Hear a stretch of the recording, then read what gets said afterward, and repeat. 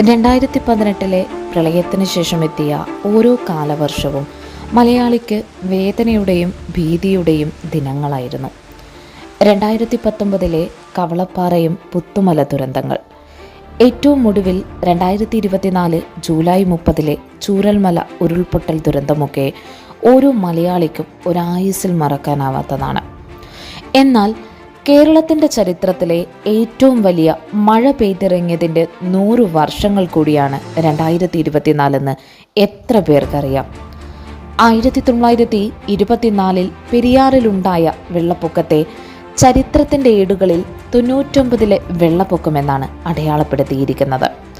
ഒരു കാലത്ത് തീവണ്ടി ഗതാഗതം പോലും ഉണ്ടായിരുന്ന മൂന്നാറിലെ റെയിൽ ഗതാഗതം ഈ വെള്ളപ്പൊക്കത്തിലാണ് ഒലിച്ചുപോയത്. തകഴിയുടെ വെള്ളപ്പൊക്കത്തിലെന്ന ചെറുകഥ ഈ